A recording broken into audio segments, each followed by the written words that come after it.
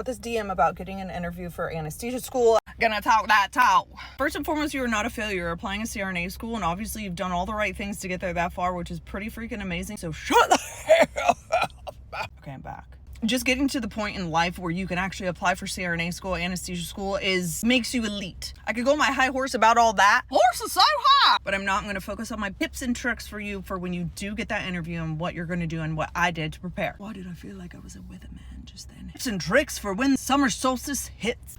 After you've done all the other things to even get to the point of being able to apply to CRNA school, the first step is to send in your application. The second is to get an interview. After you get the interview, you gotta go to the interview and then you gotta kill it. You gotta rock it. Let's think about this. Thing that makes you most elite as a CRNA is the fact that you have been an ICU nurse for years prior to becoming an anesthesia provider.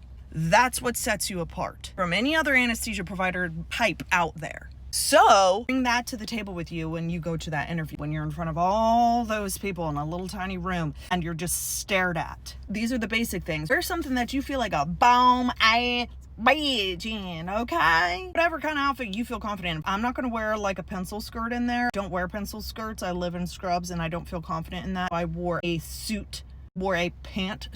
I felt like I was about to win you over in court for third-degree murder or something, okay? I need you to channel your innermost confident self. That's what you're gonna be every day at work when you are a CRNA. You're gonna have a lot of responsibility, and we are confident, efficient, proficient, extra experienced, elite anesthesia providers. You gotta show that you even just give that off. It is so competitive, even with just grades, to get into CRNA school. And this is why being a CRNA is so well respected in the medical field, because the application process in itself is well respected. Body language is a lot, first impressions are a lot. That's just how it is, right? Because you are amidst elite individuals. You can also be amazing, but your competition is also amazing. We're looking for any little tick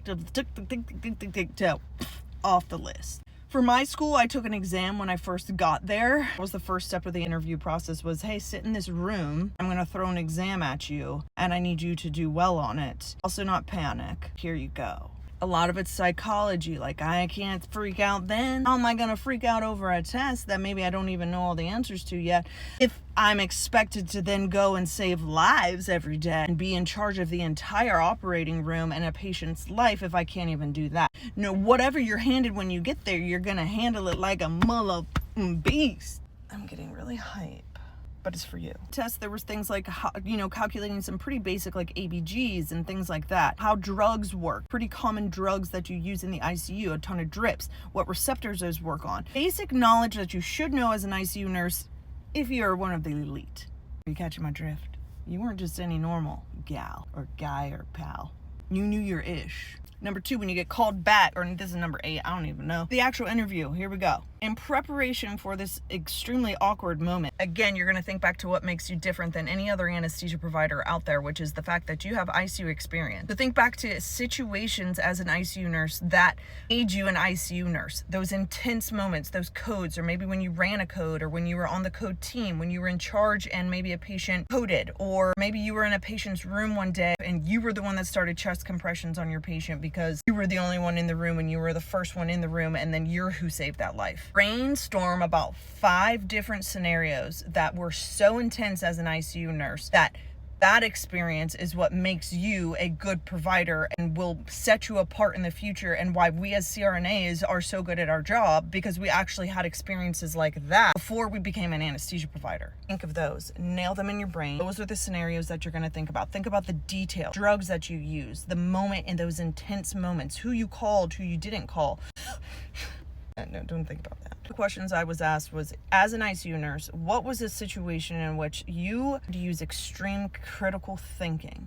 And what did you do? You're talking about being a leader. You're talking about making quick decisions in intense moments. Talking about decisions that you made by yourself because you are that good. They're looking to see how you handle this moment of awkwardness, panic, and intensity. Being a CRNA, we all sort of thrive on the fact that it's adrenaline junkie rush all day long. Especially those first few years out of school, when you're working in the hospital, you're working those 24-hour shifts, you're the only anesthesia provider in-house. Those are the situations that school is preparing you for. And what you're going to do is, when they ask you a specific question, your brain is going to filter through some of those scenarios, and you're going to think about how it relates to the question that they are asking, and then you're going to kill it.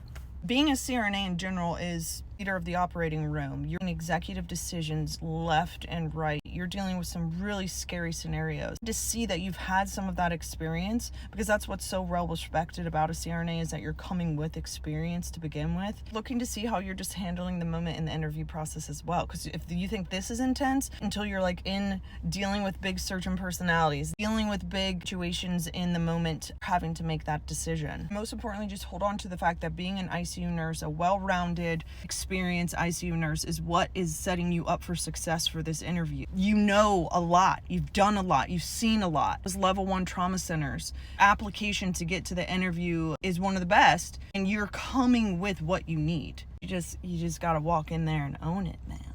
Yeah, you're gonna have to just have to do it. That's what you're gonna do every single day when you walk into the operating room. You're gonna own it.